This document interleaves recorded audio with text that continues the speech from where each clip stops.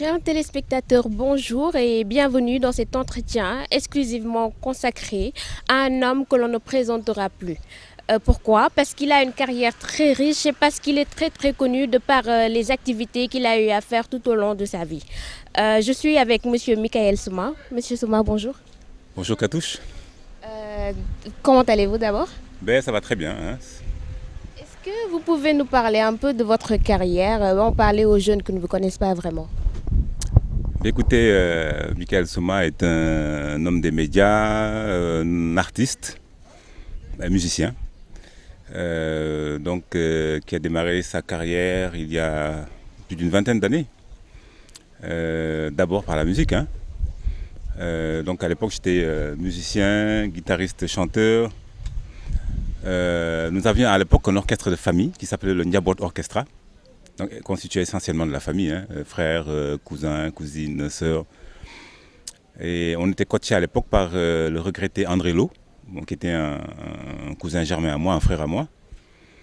Et donc le groupe s'est disloqué, moi j'ai continué, quand le groupe s'est disloqué, parce qu'eux à l'époque ils avaient un groupe qui s'appelait le Watosita, André Lo, et Solé Mama, Ousmane Sow Richard. Donc quand leur groupe s'est disloqué, nous on a repris la formation sous l'appellation de Watosita 2, donc deuxième formation. Et à l'époque, Habib Faye de Youssou N'Dour était notre bassiste. Et donc c'est quand il nous a quittés qu'il allait en fait chez Youssou N'Dour. Donc le groupe s'est disloqué, moi j'ai poursuivi ma carrière en solo. Donc je jouais dans des clubs, dans des podiums. Donc on m'appelait souvent à la radio. Je me rappelle à l'époque j'avais donc composé l'indicatif d'une émission qui s'appelait Week-end sur Inter, très connue, hein. Et donc je pense que c'est surtout à travers cette émission-là que les gens m'ont connu. Et ensuite j'ai intégré en fait la radio, la même émission. Et donc c'est là où j'ai démarré en fait la radio, quoi. En fait, vous êtes très connu par les gens de votre époque. Ma maman, elle parle tout le temps de vous. Comment est-ce que vous avez fait pour avoir cette notoriété auprès des gens? Combien de chaînes de radio vous avez fait? Est-ce que vous avez fait de la télé? Oui, à l'époque on faisait, enfin, je n'animais pas d'émission de télévision, mais j'étais souvent invité à la télévision. À l'époque il y avait l'émission déjà de Moïse Ambroise Gomis. Il y avait l'émission de Omar Dia à l'époque. Il y avait les émissions de variété qu'animait Serigne Gonzalez. C'était une émission enfantine. Et donc nous, on venait avec le groupe, là, Ndiabot Orchestra, jouer souvent. Mais c'est surtout à travers... parce qu'à l'époque, il y avait seulement la RTS. Hein. C'était la chaîne Inter. Et donc j'avais composé, enfin créé, j'avais monté l'indicatif de l'émission. Et c'est de là que les gens m'ont véritablement connu à travers cette émission-là. Ensuite, j'ai intégré la radio. Et donc c'est vrai qu'à l'époque, la radio était très puissante. Les gens écoutaient beaucoup la radio. Et donc je me suis fait un nom à travers la radio. Donc les gens ne m'ont pas vu, mais c'est à travers la radio en fait que je me suis fait un nom.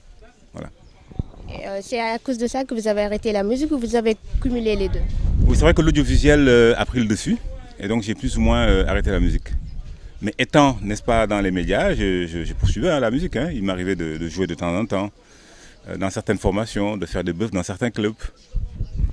On a maintenant de plus en plus de chaînes de télé, donc notamment de plus en plus d'animateurs. Quel constat vous faites quand vous comparez ce qu'il y avait avant et maintenant? Mais écoutez, il y avait le professionnalisme, hein. Il y avait d'abord l'amour du métier. Parce que je pense que ce métier-là, c'est un métier, il faut l'aimer d'abord. Et il faut aussi avoir les prédispositions pour le faire. Je veux dire que il y a beaucoup de jeunes qui aiment ce métier, mais le métier ne les aime pas. Ils veulent faire dans ce métier, mais ils n'ont pas les prédispositions pour le faire. Voyez-vous. Et donc, nous, on a fait la RTS, qui est une grande école. Donc, on a été bien formés à la RTS, notamment par une grande dame, Aram Diop, une grande professionnelle, n'est-ce pas, de l'audiovisuel, qui était à la RTS. Mais on peut dire que c'est elle qui m'a véritablement formé dans ce métier-là. Et donc, qui m'a appris les rudiments du métier. Et voilà, je pense qu'aujourd'hui, voilà, c'est vrai qu'il y a beaucoup de radio aujourd'hui, beaucoup de télévision. Mais je pense qu'aujourd'hui, n'importe qui est animateur et ils n'ont aucune connaissance dans ce qu'ils font en général, hein. Donc je veux dire que si on prend le cas de la musique, la plupart des animateurs n'ont pas cette culture musicale-là. Ils n'ont pas de culture musicale. Ils n'essaient même pas de se former ou de se renforcer sur le plan capacité. Et je pense que c'est ça c'est important aujourd'hui. Moi, je pense il faut penser aujourd'hui formation, il faut penser carrière. Parce qu'aujourd'hui, la plupart des animateurs, c'est des gens qui veulent se faire voir, c'est tout, hein. Donc, c'est le voi et moi, c'est voilà quoi. Alors que je pense qu'on peut faire carrière dans ce métier-là. C'est un métier, hein, c'est un métier de l'audiovisuel, l'animation. Et donc, je pense qu'il peut faire carrière, comme nous, on a fait carrière dans ce métier-là. Récemment, il y a quelques temps, Moïse Ambroise Gomis a fait une sortie où il a déclaré que les chaînes de télé prennent des animatrices parce qu'elles sont belles. Est-ce que vous rejoignez cette idée? Mais écoutez, vous savez, la télévision, c'est le son, mais c'est également l'image, hein. Donc, je pense que c'est important de prendre des jolis visages, hein, qui pourraient donc apporter un plus à la télévision. Je pense que non, je suis d'accord. Mais comme vous, voilà. Ouais. Vous pensez que c'est normal de prendre des filles qui sont belles et incompétentes, c'est-à-dire qui connaissent rien? Ah non, je ne suis pas d'accord sur ça. C'est-à-dire, on peut aller et la beauté et la compétence. Mais ce n'est pas parce qu'on est beau ou belle seulement qu'il faut nécessairement passer à la télévision. Quand on n'a pas les compétences, là, je ne suis pas d'accord. On voit aussi de plus en plus des animateurs, souvent les plus connus, les plus célèbres, ils font du samamayan, entre guillemets. Est-ce que vous êtes d'accord sur ça?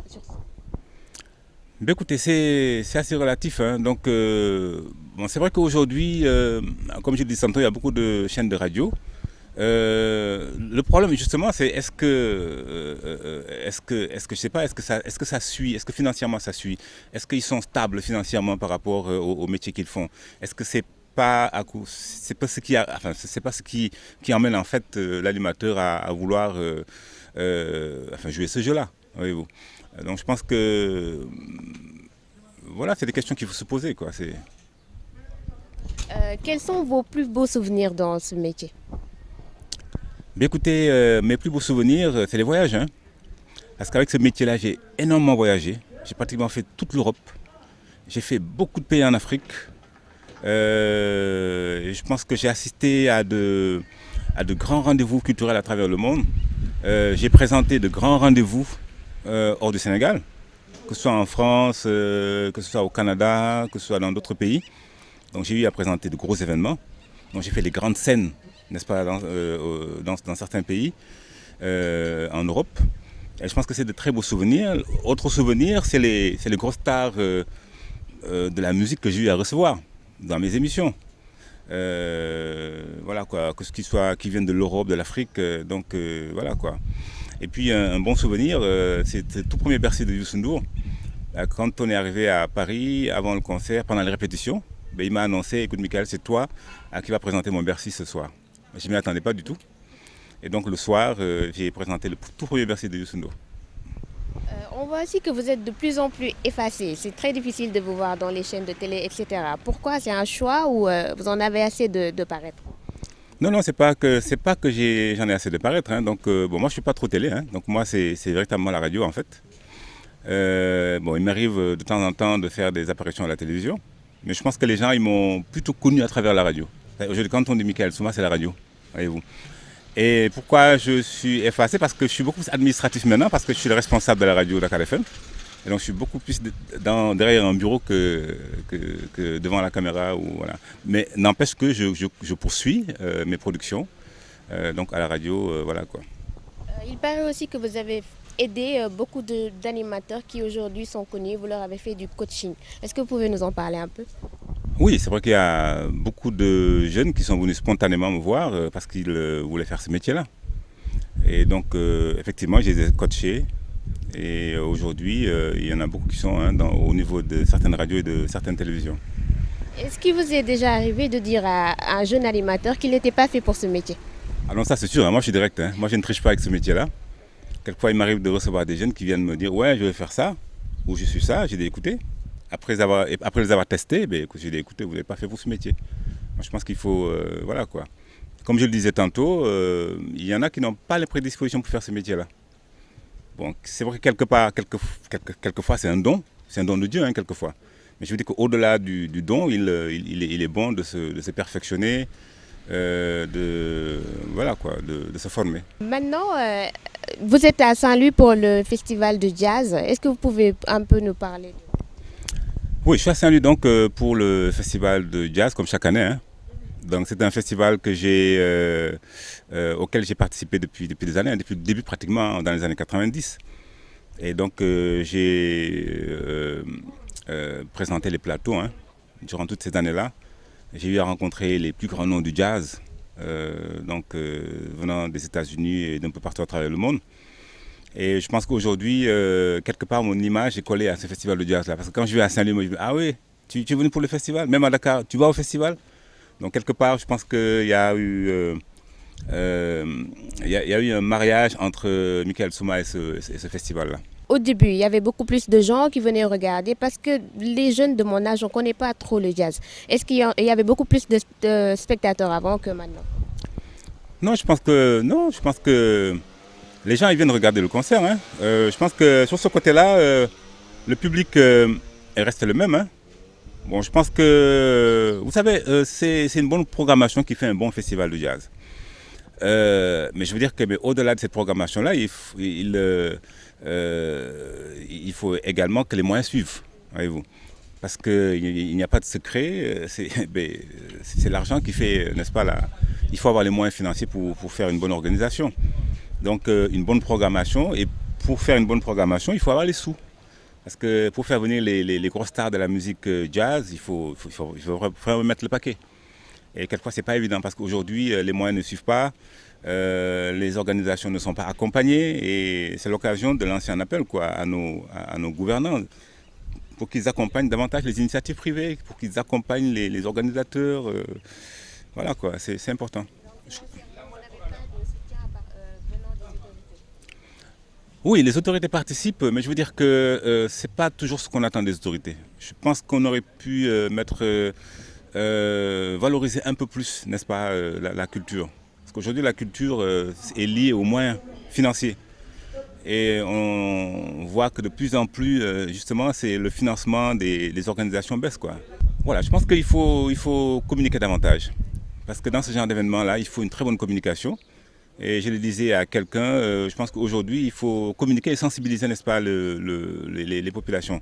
Parce qu'on se rend compte on a comme l'impression que les populations ne sont pas concernées par ces festivals-là.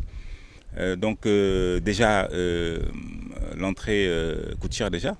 Donc pour assister à ces festivals-là, il faut casquer. Et je pense qu'aujourd'hui, je pense que si les organisateurs avaient beaucoup plus de moyens, aujourd'hui, on aurait pu faire des concerts gratuits. Et tout le monde aurait pu assister, participer sans bourse d'élié. On ne vous voit pas souvent vous prononcer sur des questions politiques, etc. Moi, je vais en profiter pour vous demander comment est-ce que vous voyez l'état de notre pays en ce moment? Mais écoutez, moi je ne suis pas politique. moi c'est plutôt la culture, la musique en particulier.